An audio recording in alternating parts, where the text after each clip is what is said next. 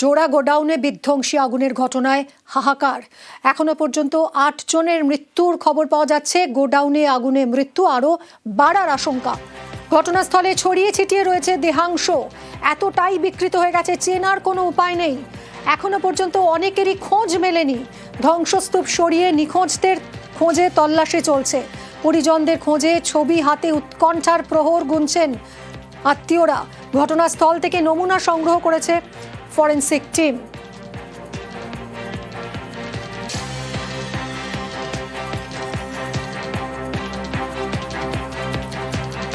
কথা বলবো সরাসরি, রৌনক রয়েছে সঙ্গে। রৌনক, এখনো পর্যন্ত ৮ জনের মৃত্যু নিশ্চিত হয়েছে, কিন্তু আরো অনেকে এখনো নিখোঁজ। আর কিছু আপডেট আছে? আচ্ছা, একেবারেই পুলিশ সূত্রে জানা যাচ্ছে এখনো পর্যন্ত 12 জনের কোন রকম সন্ধান পাওয়া যাচ্ছে না। ৮ জনের দেহাংশ উদ্ধারের একটা বিষয় পুলিশ সূত্রে জানা যাচ্ছে, কিন্তু বাদ বাকি 12 জন তাহলে কোথায় গেল? প্রায় 32 ঘন্টা অতিক্রান্ত, তাদের কোন রকম খোঁজ পাওয়া যাচ্ছে না। এই মৃতের আশঙ্কা বাড়ার সম্ভাবনা রয়েছে, এবং যে ধ্বংসস্তূপে পরিণত হয়েছে গোটা কারখানা, সেখানে বেশিরভাগ জায়গাতেই কিন্তু এখনো কারশেড পড়ে রয়েছে। সেক্ষেত্রে এই কারশেড যতক্ষণ না সরানো হচ্ছে ততক্ষণ পর্যন্ত কিন্তু বোঝা যাচ্ছে না যে সেখানে কোনো মৃতদেহ পড়ে রয়েছে কিনা।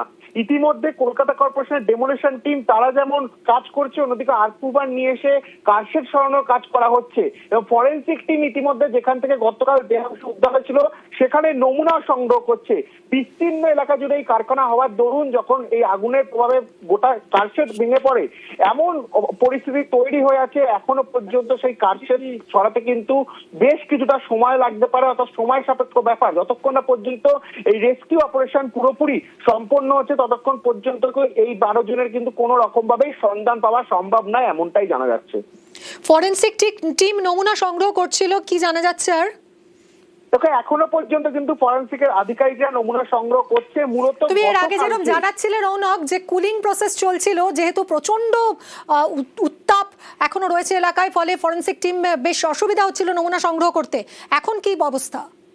একেবারেই যখন মোমোর গোডাউনে তারা প্রবেশ করার চেষ্টা করেন, সেখানে যেহেতু পকেট ফায়ার রয়েছে, কারণ প্রচুর পরিমাণে দাহ্য পদার্থ মজুদ সেখানে, এবং কুলিং প্রসেস শেষ না হওয়ার দরুনে মোমোর গোডাউনে কিন্তু এখনো ফরেনসিকের আধিকারিকরা প্রবেশ করেননি।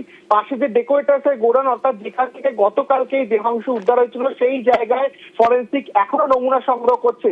বিস্তীর্ণ এলাকা জুড়ে এই কারখানা, এবং যেহেতু কুলিং প্রসেস পুরোপুরি ভাবে এখনো গোটা কারখানা জুড়ে সম্পন্ন হয়নি, সেই কারণেই প্রত্যেকটি জায়গা থেকে কিন্তু নমুনা সংগ্রহ করা এখনই সম্ভব না ফরেনসিকের তরফে।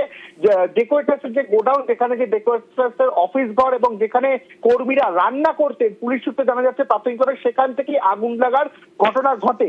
সেক্ষেত্রে এই জায়গাগুলি কিন্তু ইতিমধ্যে ফরেনসিকের নমুনা সংগ্রহ করা। কুলিং প্রসেস কি এখনো চলছে? মানে ফায়ার পকেট কি আর আছে কিছু? তবে এখন পকেট ফায়ার না থাকলেও কুলিং প্রসেস এখনো চলছে। যে দাহ্য পদার্থগুলো আছে সেখান থেকে এখনো ধোঁয়া বেরোচ্ছে, সেক্ষেত্রে পুরোপুরি কুলিং প্রসেস কিন্তু এখনো সম্পন্ন হয়নি।